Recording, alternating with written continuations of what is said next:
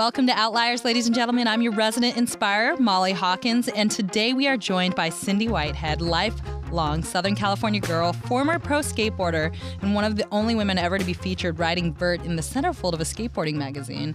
Now, currently, she is a sports stylist, known for her work with Gatorade, Nike, the NBA, athletes like Tiger Woods, Kobe Bryant, Mia Hamm, you name it. Welcome to Outliers, Cindy. Hi, Molly. Thanks so much for having me. I'm really excited. Yeah, how's the weather down there in California right now? I hate to tell you, but it's beautiful. No, rub it in. Let's hear it. It's gorgeous and sunny, and I'm running around in flip-flops. Awesome. One day I'll make it down there and join you. Actually, we're getting some sun in Seattle today, so it's not quite flip-flop weather, but it's looking good. Good. You need that. Awesome. Well, thank you for joining.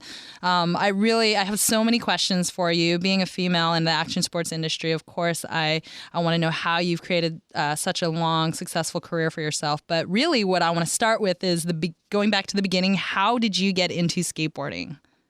Well, I started skateboarding because my brother skateboarded, and I was looking for something to do that I could be hopefully better than him at, because everything else I tried, he was a lot better than me. So I started skateboarding with him in front of our house, and I quickly progressed to finding other friends that skated and moving down to the Strand in Hermosa Beach, and ended up with a really good group of core people who became very big in the freestyle end of the industry. A lot of names that you would definitely know. Awesome. Well, I don't want to date you, but what time frame did you get into skateboarding? Let's see. I was 14, so that was 1974. Wow. 75. Well, 75 is when I probably first started. And when I got seriously into it, it was 77, somewhere in there. So talk about your progression, and did you get better than your brother? And, how was it to be a female pro skateboarder in the 70s, early 80s? Well, I started out just doing simple things like skating on the Strand, learning freestyle tricks, jumping over things, skating on makeshift ramps that we set up, pieces of plywood against a wall down by the beach. So I kind of got immersed in a bit of everything. And I guess it progressed really quickly. I didn't realize that at the time, but I guess it did. And my brother soon lost interest, and he went back to swimming where he belonged. And he was always kicking my butt at that. So that was kind of good. And I just kind of hung out with this other group of friends, and we really pushed each other, lots of guys and a couple girls. And it was great. Now, how did you get your first sponsorship, and where did that take you? Well, my very first sponsor was a local skate shop called ET Surf, which is still here, and it's a very core shop, and I just love them to death. They always knew I was coming in there with my grandmother and buying every color OP shorts that they made, and they knew I skated. And right before I did the photo shoot for the centerfold in the magazine, they decided to sponsor me and pretty much help me out with all sorts of gear and wardrobe, etc. So they were my very first sponsor. Awesome. And then I guess at that point you must have thought that you had made it. What was it? What did it feel like? And, what were your thoughts and hopes and dreams at that point? I did feel like I made it because I was amateur, but I was getting all this free stuff. And you know how great that is at 16 years old, 15 years old. It's great at 32, Yeah, it's great at any age, right? Yep. And the skate park I skated at was also one of my sponsors. So, I got free food and got to skate for free and just hang out there all day and all night. And I thought that was pretty amazing. And sometimes tokens for the pinball machines.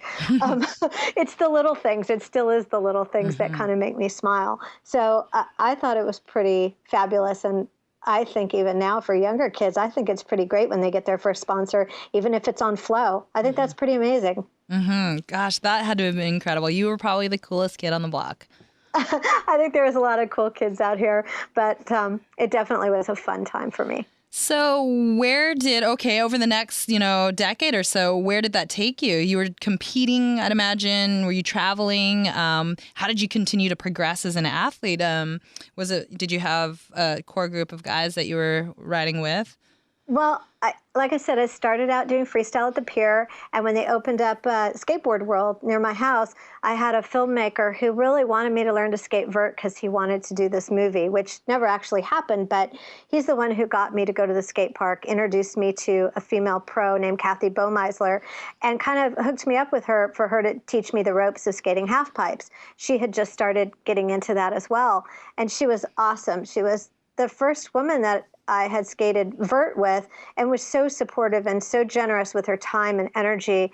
And I think I learned from her and also my friend Michelle Kohler before that, when I was doing freestyle, of what it's like to be supportive of other girls and how girls are not the enemy. They're actually, can be your best friends and skate with you and help you.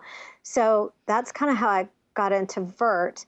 And then it kind of progressed from there, doing the competitions and working my way up the amateur ranks, and then the centerfold when I was still amateur. And then I turned pro at the Gold Cup Series and met another awesome female skater named Judy Oyama. She was also pro, and we've been best friends since, and we're still best friends. So I'd say skateboarding's been pretty great to me. So during that time, you had a couple women who were in the skate scene with you. Did you ever think about, being one of the token women in skate? Did it bother you? Was it a challenge? Talk about being a female in that era.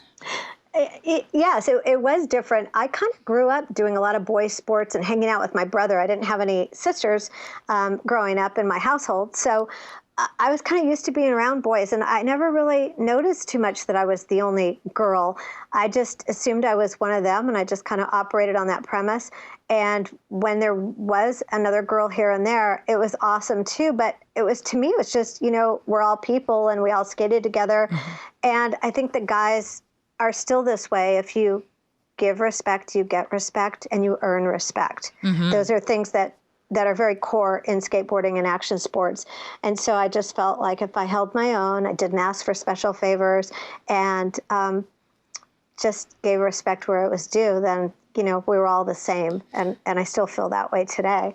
Now, moving forward, you've continued to make waves, and you have since, done a lot of really interesting things with your skate career and your career in general. But you closed down 405 to skate down the highway in L.A.? Well, they actually closed it for what we called Carmageddon out here. Uh-huh. So they closed it for about 72 hours. And I started thinking about it about a couple months before we knew it was coming, because we had heard all about this. And I started making a plan. And unfortunately, right before Carmageddon started, I got very, very sick, and I was in the hospital. And I really couldn't speak at all. I had no voice. I was very ill.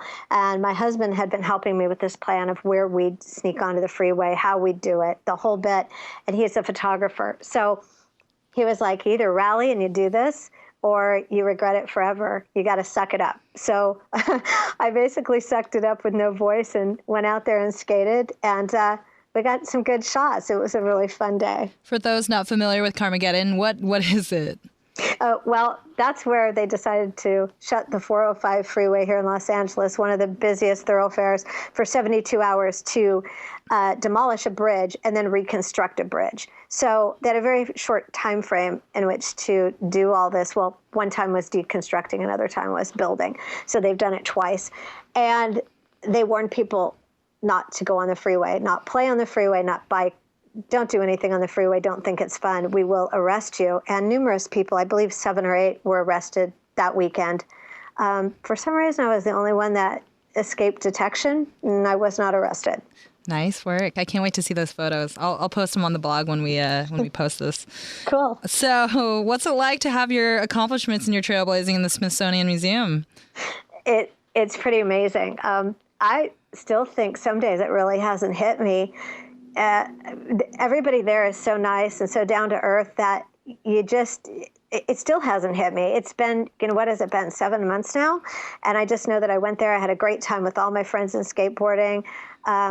It's an honor, to say the least. I'm still flabbergasted, and I really just can't even fathom that that my personal stuff is there, except for the fact that I did have a few tears letting it go. I'm so used to having it here and it being part of my life, but I know it's in a safe place and other people will enjoy seeing it, and I can go there and see it anytime I want. So that's a really nice feeling. So how was that selection process? Who did, how many people did they pick, and how'd they find you, or how'd they select you as one of the coveted? Well, it's pretty amazing. They've done a lot of research, and a few people there have really